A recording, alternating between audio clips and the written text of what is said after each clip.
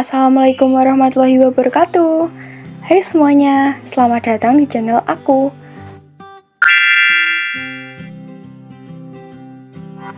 Seperti yang ada di judul video ini, aku mau menjelaskan tentang apa itu laju reaksi.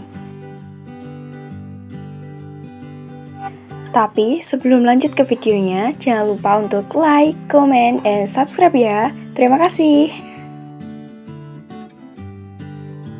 Kita sering mengamati ada kalanya suatu reaksi berjalan lambat, ada yang cepat. Simpelnya, kalau kalian larutin gula atau garam dalam air, pasti nggak selalu sama kan kecepatan larutnya? Nah, kecepatan larutnya gula atau garam tersebut merupakan gambaran dari laju reaksi. Pasti kalian pernah diajarin sama orang tua kalian atau belajar sendiri, kalau larutin gula itu lebih cepat kalau pakai air panas atau dilarutin di atas kompor bukan? Kira-kira apa sih yang mempengaruhi? Biar kalian gak penasaran, yuk kita bahas lebih lengkap. Pengertian laju reaksi. Secara matematis, laju reaksi adalah perubahan konsentrasi tiap perubahan waktu. Nah, yang namanya perubahan itu bisa bertambah, bisa berkurang. Oleh karena itu, persamaan dari materi ini adalah sebagai berikut. A ditambah B menghasilkan C ditambah D. A ditambah B disebut reaktan. C ditambah D disebut produk atau hasil reaksi.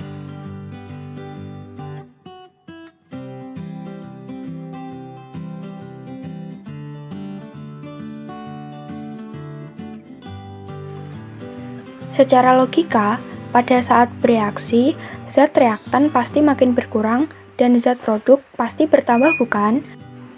Oleh karena itu, dapat diartikan secara sederhana, bagi reaktan, laju reaksi adalah berkurangnya konsentrasi zat tiap satuan waktu. Produk laju reaksi adalah bertambahnya konsentrasi zat tiap satuan waktu. Selanjutnya adalah teori tumbukan. Perlu diketahui bahwa suatu reaksi kimia pasti didahului adanya tumbukan antar partikel. Tapi perlu diingat juga bahwa tidak semua tumbukan itu menghasilkan reaksi, karena tumbukan yang menjadi reaksi haruslah tumbukan yang bereaksi dengan tepat dan juga energinya harus cukup. Dalam suatu reaksi itu bisa terjadi karena adanya pemutusan ikatan lama dan membentuk ikatan baru, di mana hal ini diawali dengan adanya tumbukan terlebih dahulu, dan keadaan ini disebut dengan keadaan teraktivasi. Keadaan dari reaktan ke keadaan teraktivasi itu adalah keadaan yang membutuhkan energi, sedangkan dari keadaan teraktivasi ke produk adalah keadaan yang melepaskan energi. Oleh karena itu, keadaan teraktivasi mutlak harus terbentuk agar reaksi bisa terjadi. Besarnya energi yang diperlukan untuk teraktivasi disebut energi teraktivasi, atau biasa disebut energi aktivasi. Nah, sekarang kita ke faktor yang mempengaruhi kecepatan laju reaksi.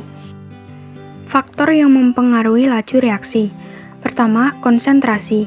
Yang namanya konsentrasi dalam kimia pasti berkaitan dengan kepekatan dan juga partikel yang ada. Di mana semakin tinggi konsentrasi maka semakin banyak partikel, kemungkinan terjadinya tumbukan itu lebih besar, sehingga kemungkinan reaksi lebih banyak juga, sehingga kecepatan atau laju reaksi juga akan lebih banyak. Kedua, luas permukaan tumbukan.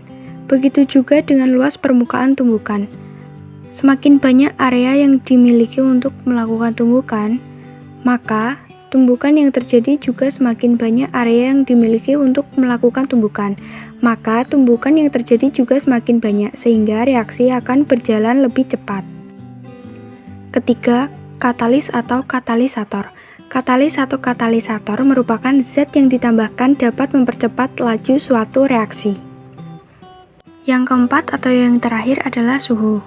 Kalian pasti yang ini sudah bisa nebak lah ya.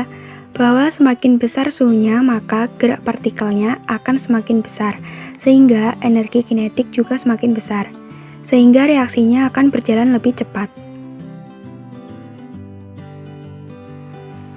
Mudah kan guys?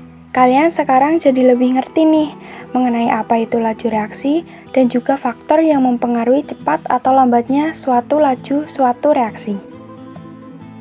Sekian pembahasan mengenai laju suatu reaksi. Semoga video ini bermanfaat.